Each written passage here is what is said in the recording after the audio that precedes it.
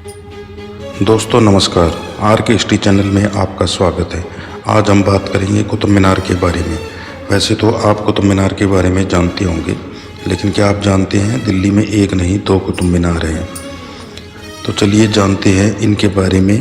पहले हम बात करते हैं दिल्ली में दूसरी कुतुब मीनार के बारे में। राजधानी दिल्ली के उत्तम नगर में एक गांव है हस्ताल। इस गांव की घुमावदार गलियों के बीच एक मीनार है। देखने में तो यह काफ़ी पुराना लगता है। गांव में बने हुए घरों के बीच में यह मीनार कहीं छुप सा जाता है। वहां से गुजरने वालों की नज़र शायद ही इस पर जाती होगी।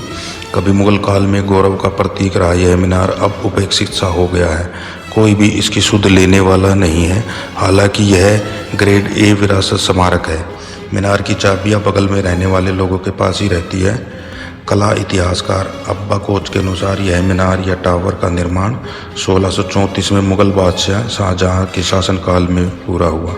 वाई.डी. शर्मा ने अपनी किताब दिल्ली एंड इट्स नेबरहुड में इस मीनार को 17 मीटर 5 मंजिल ऊंचा बताया था, जो कि एक वर्गाकार चबूतरे पर खड़ा है और इसका शरीर अष्टकोणीय है। द इंडियन एक्सप्रेस में छपे एक लेख में इस मीनार के बारे में विस्तार से बताया गया है। इसके बारे में कई सवाल भी उठते हैं। कुछ लोगों का मानना है इसको पृथ्वीराज चौहान ने बनवाया था और कुछ लोगों का मानना है शाहजहां ने। फिर भी यह ज़्यादातर रहस्यों में डूबा हुआ है। कुछ स्थानीय लोगों का यहाँ तक मानना है कि इस मीनार का निर्माण पृथ्वीराज चौहान ने 1166 से 1192 में कराया था, जो राजा के हाथियों को रखने के वाली एक बड़ी संरचना का हिस्सा था। 7 पीढ़ियों से गांव में रहने वाले दर्जी बाबू कहते हैं कि इसलिए इस गांव का नाम पड़ा। हस्ताल का मतलब है हाथियों के लिए हस्त, जगह के लिए स्थल। एक और स्थानीय किंवदंती के अनुसार यहाँ पांडवों ने अपने हाथियों को रखने के लिए इसको बनवाया था। हालांकि जफर हसन के मोहम्मद और हिंदू स्मारकों की सूची के अनुसार यह मीनार शाहजहां द्वारा बनवाई गई थी, जिनका यहाँ शिकारगाह था। दरअसल संरचना के गुंबददार मेहराब और लाल लाहौरी ईंटों का इस्तेमाल मुगल वास्तुकला का स्पष्ट प्रतीक है।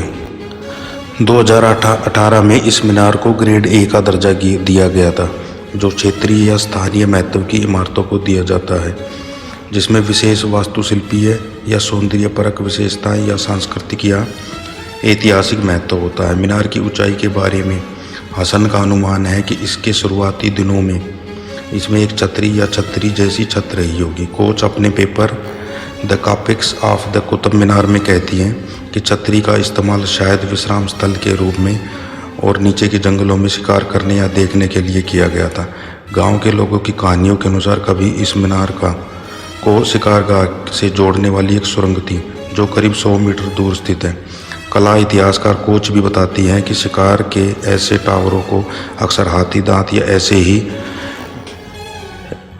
शिकार की ट्रॉफियों से सजाया जाता था, जो ईरान के ससयानिद शासकों के समय से चली आ रही परंपरा है। वह आगे बताते हैं कि हस्तसाल जैसी मीनारें फतेहपुर सीकरी में हिरण मीनार जैसी मील के पत्थरों की एक प्रणाली शुरुआती बिंदु के रूप में काम करती थी। बुडापेस्ट की हाथी से जुड़ी मीनार पर पीटर टी नागी के शोध बताते हैं कि कैसे मुगल खास वजहों से मीनारों का इस्तेमाल करते थे। नागी उदाहरण देते हैं कि कैसे जहांगीर ने अपने पालतू हिरण की मौत को याद रखने के लिए शेखपुरा लाहौर में एक कृत्रिम झील और मंडप मीनार बनवाया था, जिसमें उस हिरण की प्रशंसा में कविताएं लिखी गई थी। आज हस्ताल गांव में रहने वाले लोगों को छोड़िए, दिल्ली वालों को भी कम ही पता है कि यह मीनार मौजूद है और इसकी उत्पत्ति एक रहस्य बनी हुई है। उम्मीद है आपको ये जानकारी पसंद आई होगी। अगर जानकारी अच्छी लगे तो लाइक करें, शेयर करें और बेल आइकन जरूर दबाएं। धन्यवाद।